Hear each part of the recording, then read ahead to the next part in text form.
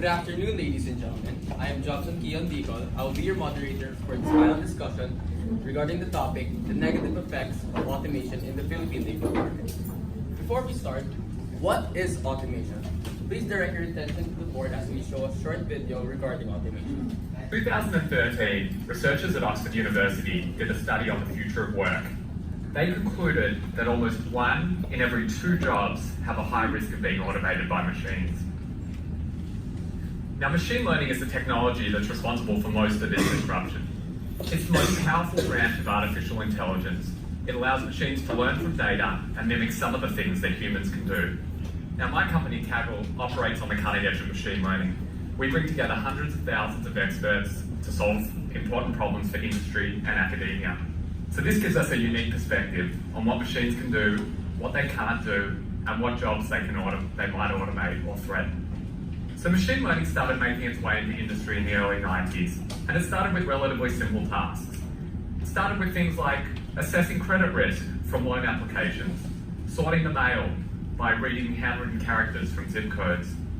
Over the past few years, we have made dramatic breakthroughs. Machine learning is now capable of far, far more complex tasks. Automation is the rapid advancement of technology in the modern age that has brought about delegations of tasks or jobs to machines and computer-generated systems. In the Philippines, automation is now making its way into the labor market and is causing some disadvantages and complications. According to an author named Don Tapscott, the efficiency and convenience of technology leads to the automation of jobs.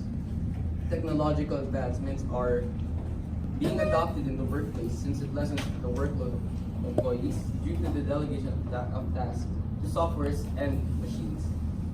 This affects Filipino workers in acquiring jobs, which gives them a hard time in finding other job opportunities.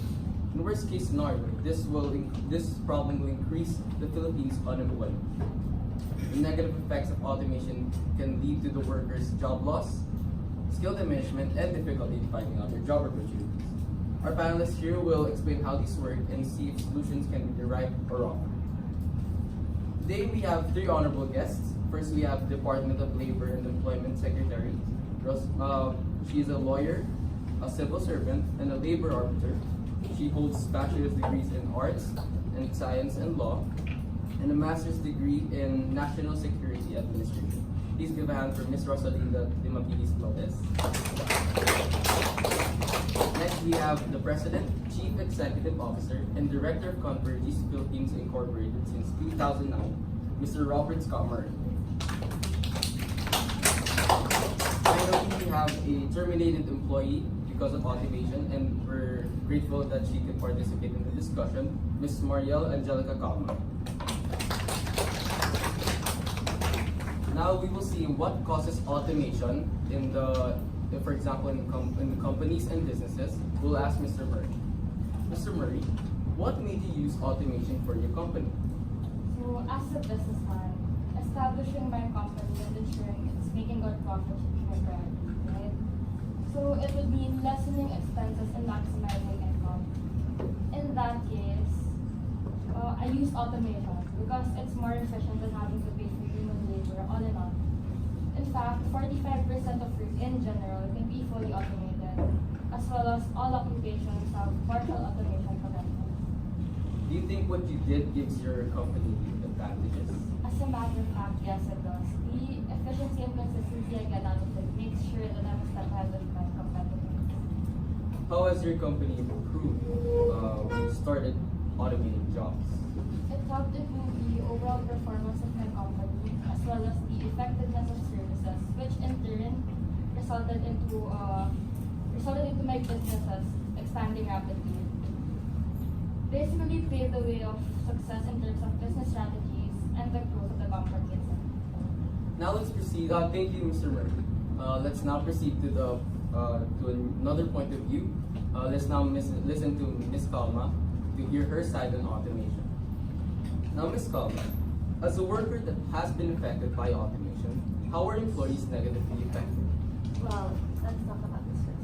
First and foremost, according to the United Nations Conference on Trade and Development, 80% of retail and BPO, business processing outsourcing, sectors here in the Philippines are already at a high risk of losing their jobs. And as technology advances in the near future, these risks might become a potential threat to employees. But in our current situation right now, according to DICT, or Department of Information and Communications and Technology, 48% from the 80% sectors are already either removed or in any replaced, or in worst cases, terminated, like my case. And I kind of have to be honest here, people in these sectors don't really have much of a luxurious salary. So when I lost my job, I had a hard time trying to adjust to my lifestyle, since what I earned in my previous job before getting terminated was just enough to get me by through my bills or my everyday needs. Well, of course, any terminated employee would just do is find another job, right? Well, that's what I did. Problem was, the skills that I had and the jobs that I can handle, which I can use those skills in, are already either automated or are still taken.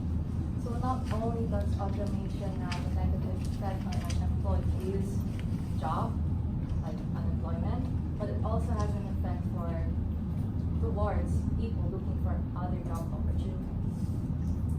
And since it's been for a while now that I have lost my job, I haven't been able to perform my work, or only at a limited time.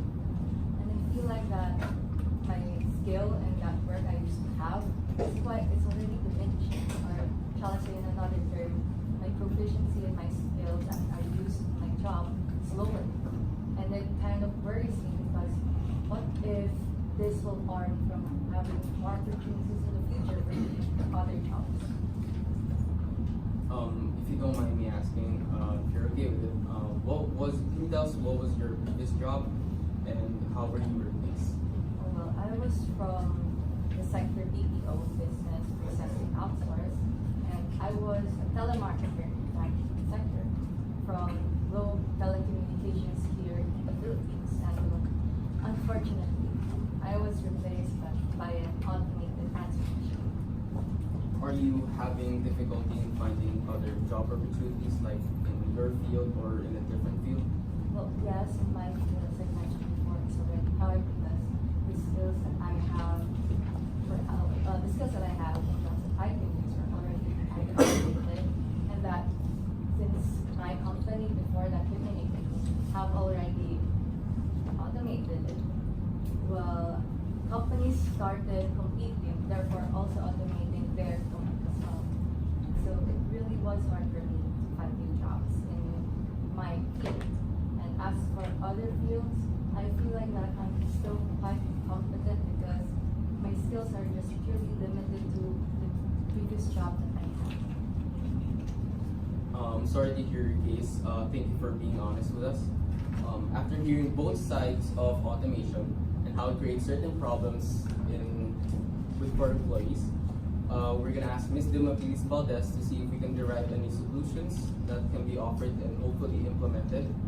So, Ms. Dimapilis Valdez, what can be the proposed solutions?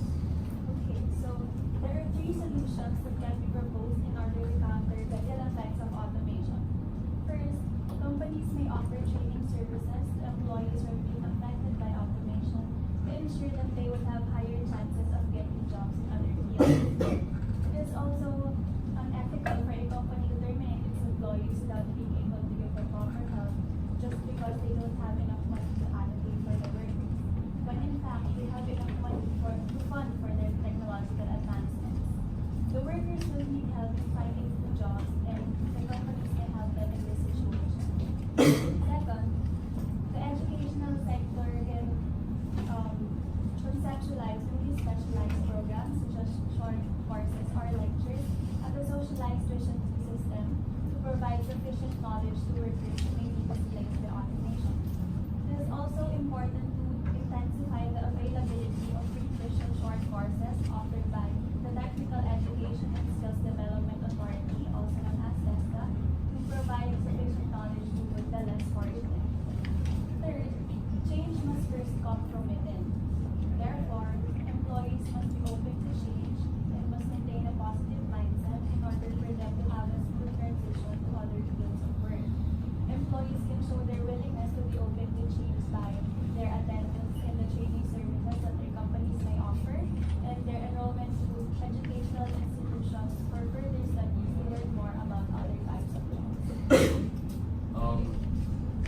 proposed solutions may be effective, Ms. Valdez, but what if some companies won't terminate their employees after getting audited? Well, the focus of the problem is only to those companies that terminate their employees after getting automated. Jobs that do not replace the automation is not within the scope of the problem being addressed. What about the companies that do not have enough funding and or open for a new system of having training services? Well, as companies invest in technological advancements, they must also allocate a portion of their budget to workers since it is the ethical thing to do. Companies should at least have a policy that would require their workers to undergo training programs to equip them in case of termination. A strict mandation of this policy should be implemented for this proposal. How about the educational institutions that will not be willing to offer the socialized tuition fees? Well, it is important to take note that the socialized tuition fee system is a type of a corporate social responsibility in an educational institution. Not only will this be able to help positive thousands of Filipino workers, but this will also be beneficial to the reputation of the educational institution as well. In fact, UP and PUP are already offering this system. What about the workers who will not be willing to accept the change caused by technological advancement, knowing that it gives an impact and it is a key important role for automation, knowing it will be used for companies and businesses? Workers need to understand that change is inevitable. Therefore, in order for them to have a new source of income, they must be willing to adapt to the changes caused by technological advancements. Thank you, Ms. Timothy Valdez. Now for Ms. Calma, after hearing the proposed solutions, what are your plans? Well, now that I've heard the proposed solutions from the Department of Labor and Employment through Ms. Valdez, I also realized that I was too focused on the previous job that I had and the skills that I have in that job, instead of thinking on applying those jobs in other fields or learning new types of skills. So now I'm planning on trying to apply on training services or agencies provided by the Department of Labor and Employment. Also, I would like to give my thanks for the department on trying to help workers like me having a hard time in this age of technological advancement. Thank you, Ms. Calma. Now for Mr. Murray, considering the fact that your company is slowly being automated, it is given that there will be employees that will be terminated. What is your say on this? After hearing what Ms. Calma had to say about this issue, I think we have to take into consideration their side as employees. So this would mean looking for options that will be the win-win situation for both parties, which means us as an employer and them as employees. And also, I think it's my job as an employer to reach out to those employees who can and will be affected by the change automation. Thank you, Mr. Murray. Now, we're gonna have to summarize our discussion. To make things clear, despite the fact that automation amongst businesses and companies look attractive due to its convenience and efficiency, it still has a handful amount of cons, and one of which is unemployment. After thoroughly researching, it can be concluded that automation can and will lead to job loss, skill diminishment, and difficulty in finding other job opportunities.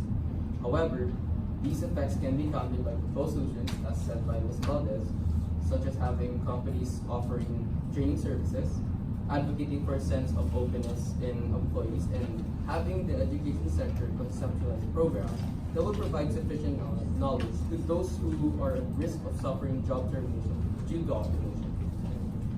We're now going to have the open forum. Before asking the questions, please identify yourself. Please state your name before asking your